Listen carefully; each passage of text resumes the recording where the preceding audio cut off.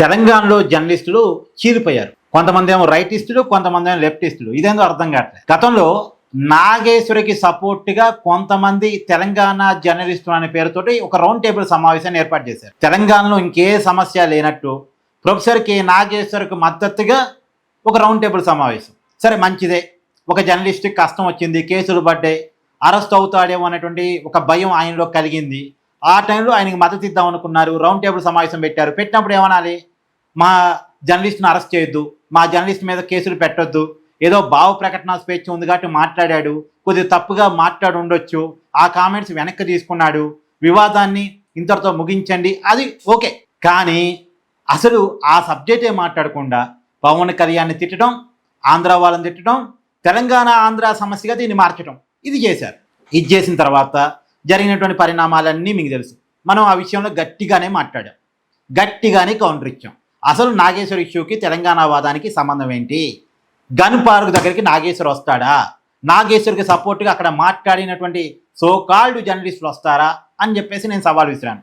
దానికి ఎవరూ స్పందించలేదు, అది వదిలేయండి. ఇప్పుడు కొంతమంది జర్నలిస్టులు మరొక రౌండ్ టేబుల్ సమావేశం పెట్టారు. వీళ్ళు నాగేశ్వరిని గట్టిగా ఆడుకున్నారు. వీళ్ళు కూడా తెలంగాణ జర్నలిస్టులే. తెలంగాణ జర్నలిస్టుల పేరుతో మీరు రౌండ్ టేబుల్ సమావేశం పెట్టి ఆంధ్ర తెలంగాణ వివాదాన్ని క్రియేట్ చేస్తారా? అసలు మీకు తెలంగాణ వాదానికి సంబంధం ఏంటి? మీరు ఒక హిడెన్ ఎజెండాతో రౌండ్ టేబుల్ సమావేశం పెట్టారు. మీ హిడెన్ ఎజెండా ఏంటి అంటే, పవన్ కళ్యాణ్ సనాతన ధర్మాన్ని మోస్తున్నాడు కాబట్టి, ఆ సనాతన ధర్మం అంటే మీకు నచ్చదు కాబట్టి, తెలంగాణలో పవన్ కళ్యాణ్ బీజేపీ కలిసి ముందుకెళ్ళే అవకాశాలు కనపడుతున్నాయి కాబట్టి, పవన్ కళ్యాణ్ని ఏ రకంగా వ్యతిరేకించాలి అనేది తెలియక ఈ రకంగా మీరు వ్యతిరేకించడం స్టార్ట్ చేశారు. ప్రొఫెసర్ కె నాగేశ్వర్ను ముందు పెట్టి, తెలంగాణ వాదాన్ని ముందు పెట్టి మీరు పవన్ కళ్యాణ్ మీద కావాలని టార్గెటెడ్గా మాట్లాడారు. దాని వెనకాల ఉన్న కోణం సనాతన ధర్మాన్ని వ్యతిరేకించటం అనేది ఈ రైట్ జర్నలిస్టుల వర్షన్. వీళ్ళు కూడా చాలా బలంగానే మాట్లాడారు. నాగేశ్వర్ని ఆడుకున్నారు. నువ్వు పలానా టాపిక్లో పలానా మాట్లాడావు, అసలు నువ్వెక్కడ జర్నలిస్టువి? లేనిపోని అన్ని కల్పించి చెప్పేవాడి నువ్వెక్కడ జర్నలిస్టువి?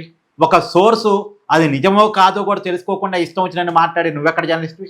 ఇవన్నీ వాళ్ళు గట్టిగా మాట్లాడే ప్రయత్నం చేశారు. కానీ జర్నలిస్టులు లెఫ్ట్ రైట్ అని విడిపోవటం, ఒక ఎజెండాతో పనిచేయటం, ఎవరి ఎజెండాతో వాళ్ళు పనిచేయటం నిజంగా దురదృష్టకరం అండి.